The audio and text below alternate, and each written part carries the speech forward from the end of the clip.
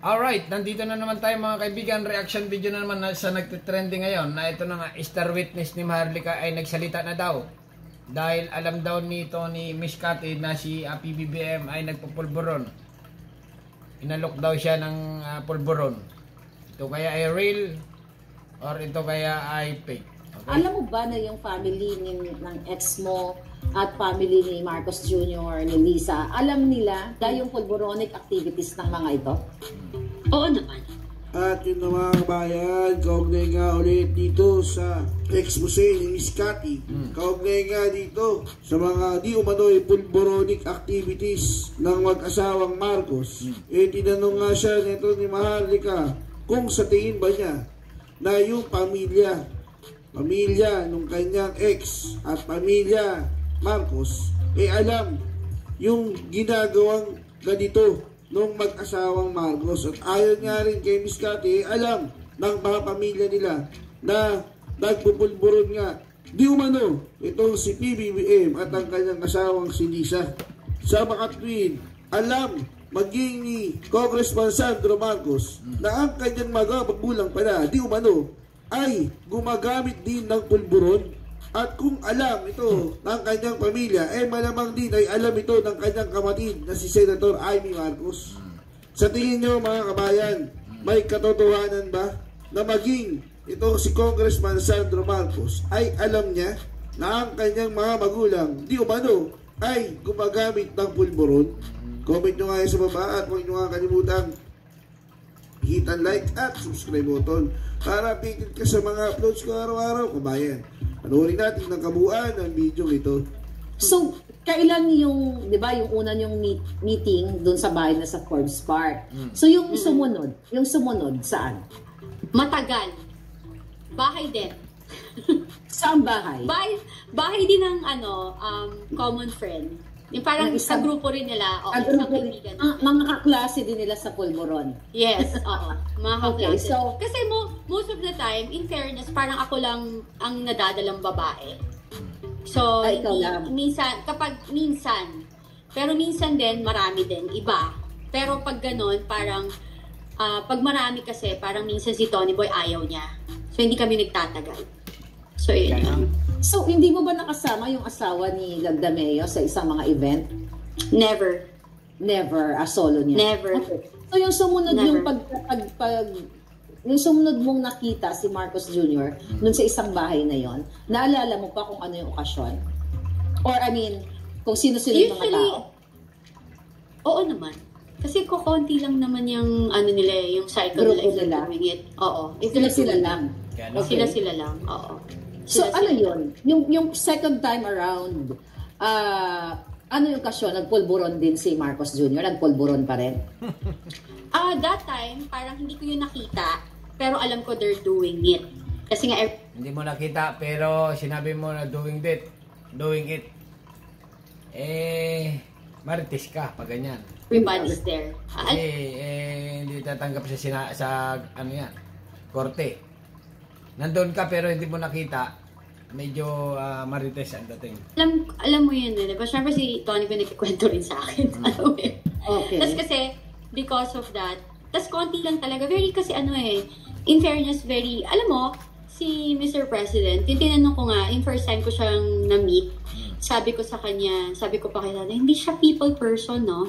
Sabi, kasi parang, parang may... Aloof siya sa tao. Siya sa tao, oo. Tapos sabi niya, oo, ganyan talaga yan, di talaga siya, Tapos eventually, when, analytical kasi akong tao, So, nung tinitingnan ko, then I realized, one time I talked to Tony Boy, sabi ko sa kanya, oh, you know what, I understand why he's like that. Kasi sabi ko, syempre, yung stigma na yung nangyari sa kanya with the parents, diba?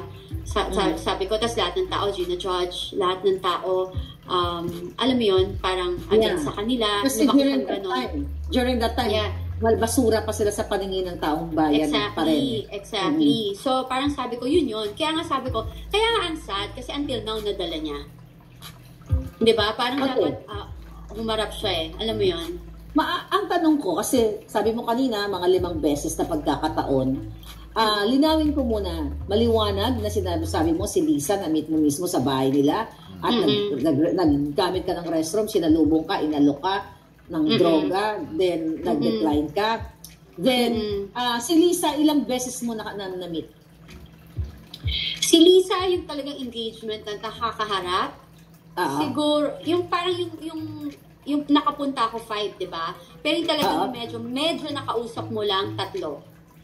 Yung gano'n. Ay, meron pa pala yung umattend kami ng event, ng isang wine event. Pero I don't know if she remember me.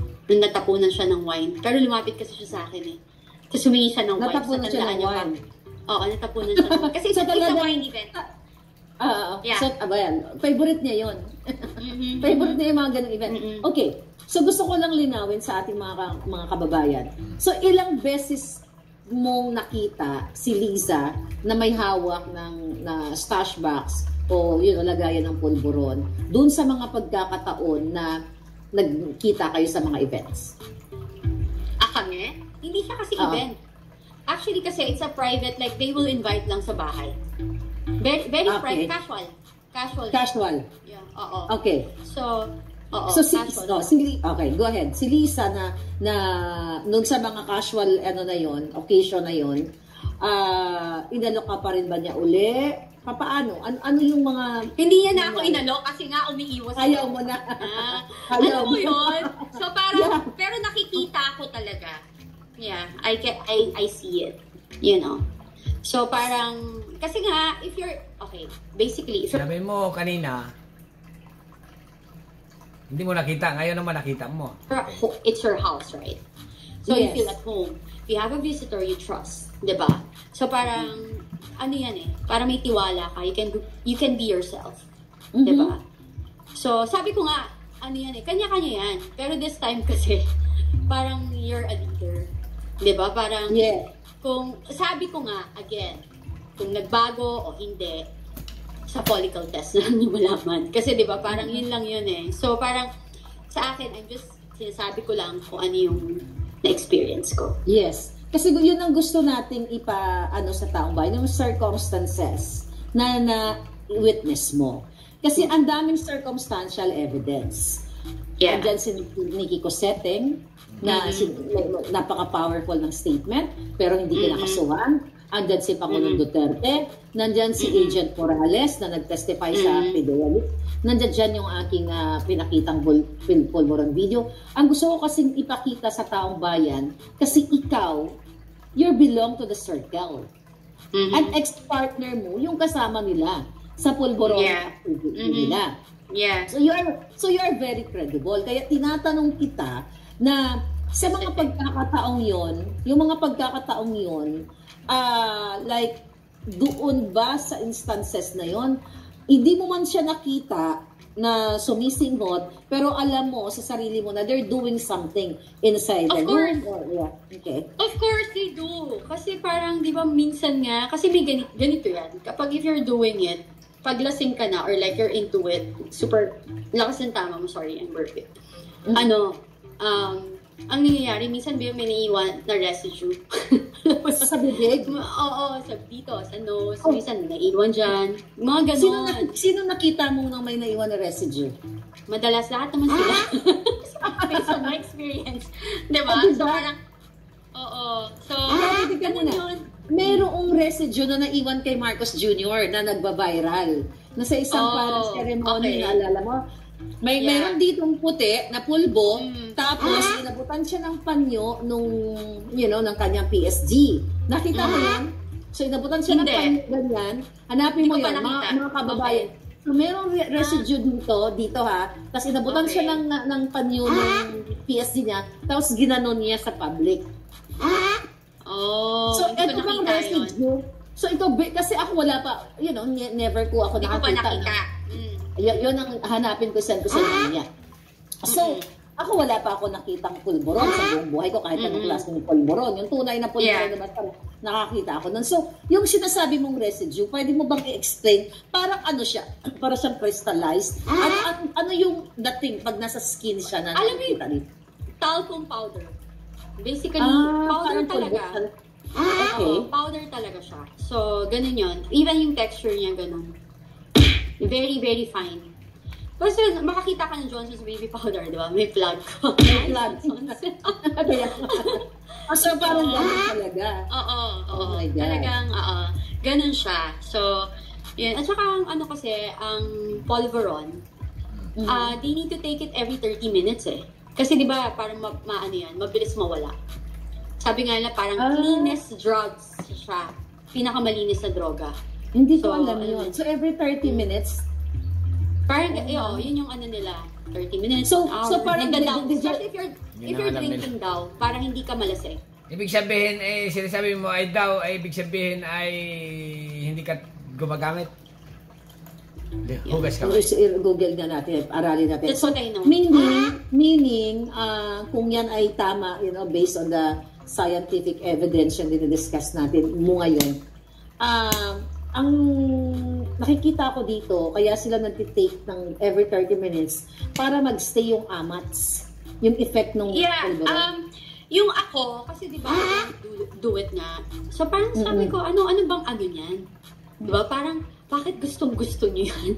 Sabi niya kasi, pag nalalasing sila, nawawala yung tama. So they can drink more. Alright, mga kaibigan, puputulin ko na dahil yan na nga ang star witness ni Maharlika, inilabas na dahil ito daw si Miss Cathy. Ewan ko lang kung real itong sinasabi niya. Inalok daw sa unang pagkikita nila ni Lisa, okay, asawa ni PBBM ng Polveron. Ito kaya ay tunay, ito kaya ay marites lang. Okay, kayo nang bahala mga kaibigan. Inulit ko, per review, per reaction, per na per tayo muna ngayon. Okay, ngayon lang. Paminsan-minsan. Subscribe. Thank you. Bye-bye.